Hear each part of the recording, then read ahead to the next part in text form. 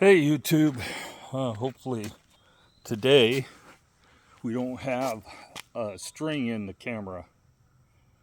Oh, come on, watch, I didn't fall down.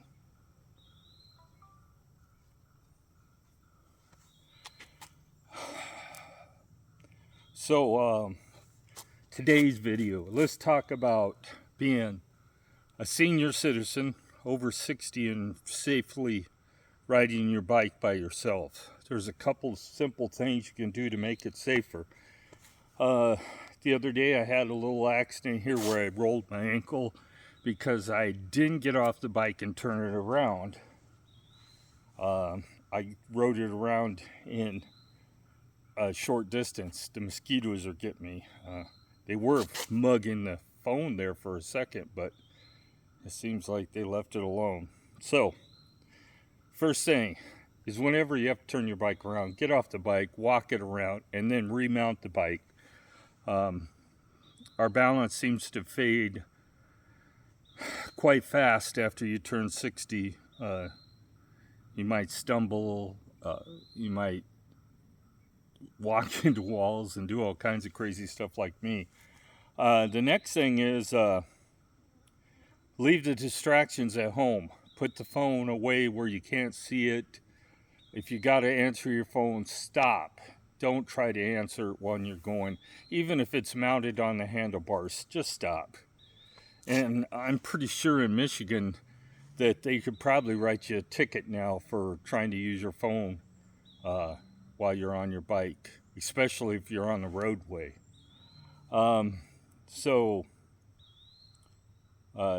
And if you're going to drink water, I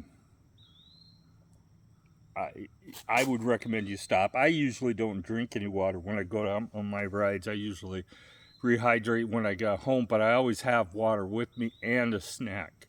You never know what a bike ride's going to do to your blood sugar, or if you're not diabetic, it can affect your blood sugar enough to cause you to have stumbling issues and everything. It really doesn't matter. Your blood sugar isn't as well controlled when you're older as it is when you're younger. So take a snack, something that doesn't spoil and won't melt. A granola bar. I don't recommend protein because it's not going to be enough sugar if you need the sugar.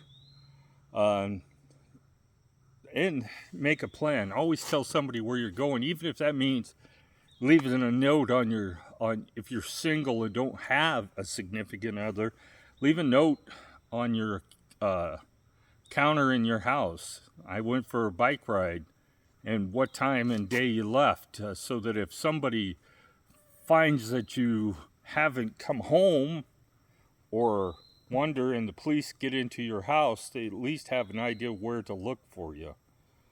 So many people go missing. So keep that in mind. Let somebody know. Check your bike before you go. It'd be nothing to get out and say you're out mountain biking, getting stuck on a mountain somewhere, and because you didn't make sure you had air in your tires or didn't take something to fix them. I have a spare tube, tire irons to remove the tire, though I don't think I need them on this bike, and a pump. I don't carry a patch kit because if I get too flat, something tells me I should just call somebody and have them come and get me anyway. So distractions. Don't carry a bunch of extra stuff with you don't need. Carry what you need. Decide what you need. Decide what you're going to do in an emergency. Carry your phone, your connected watch, whatever. I have the Galaxy Watch 5 Pro that will even detect a fall. If I fall down, it'll send if I don't stop it, it'll send an SOS to 911 and my wife and send them the grid coordinates of my location so they know that there's a problem. At the very least, you're going to get a telephone call from 911 asking you if you need help.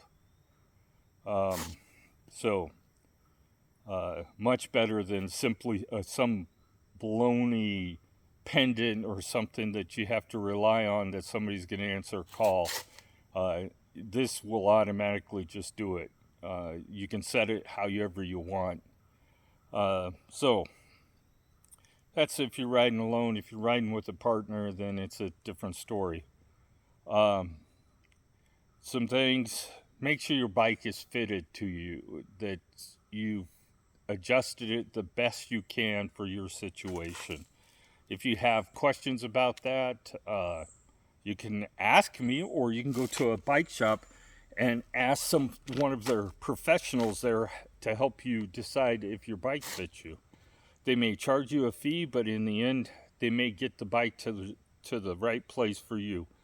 Because as we get older, our knees don't take the stress like when they did when we're younger, so the bike needs to be fitted right. There's a lot of things I could show you if I was riding the bike, but I don't have a phone mount on my bike anymore. I took it off. It was just something else that you could impale yourself on if the bike turned over. So I put the phone in my bike bag. I have my watch. If I have to absolutely stop and call someone, I can do it from my watch. Lastly is do not wear something on your ears to cover up the noise, or play a radio on your bike that's louder than you shouldn't even have a radio or your cell phone going while you're riding your bike. You cannot hear anything. Oh, here comes somebody hauling butt.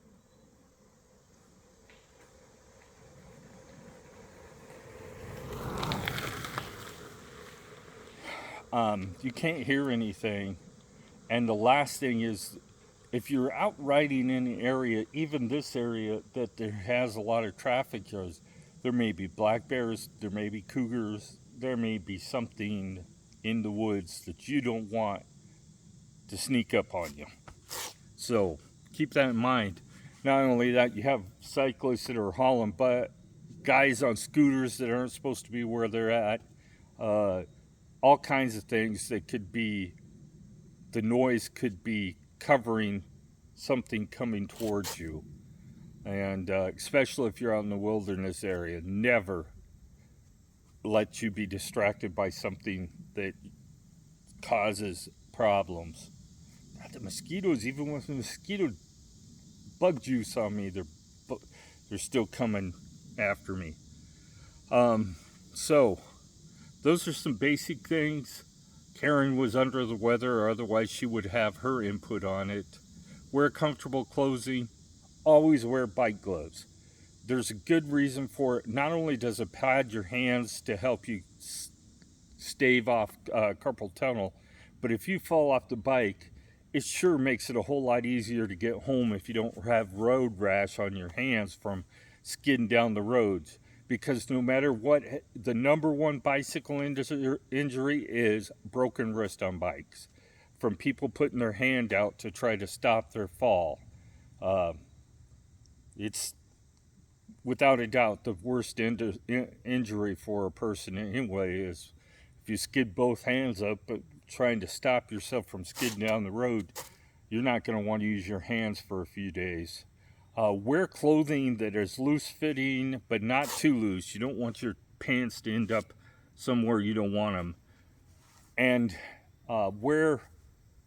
don't go out riding your bike without a shirt on. One, the sunburn issue, and two, if you do fall off the bike without a shirt on, that's just no protection. You're going to get scraped up bad. And three, as an older person, be prepared to fall. Have a plan. Think about what you would do if you fell off the bicycle. Because it doesn't matter if you're young or old, eventually you're going to have a bicycle accident. I've had so many, I probably couldn't even count them. And I've actually been hit by a car twice, too. 2 different cars, 2 different situations. And I was under 30 at the time when it happened. So keep that in mind. Don't assume the cars will look out for you, because they won't. Don't assume they're going to give you room on the road. They won't. And if you can avoid riding on the streets, do it.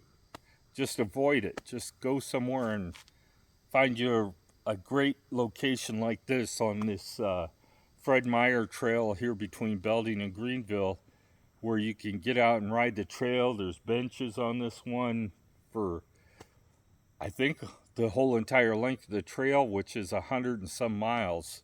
That being said, I hope you have a great day. Get out and ride your bike. Enjoy life while you can.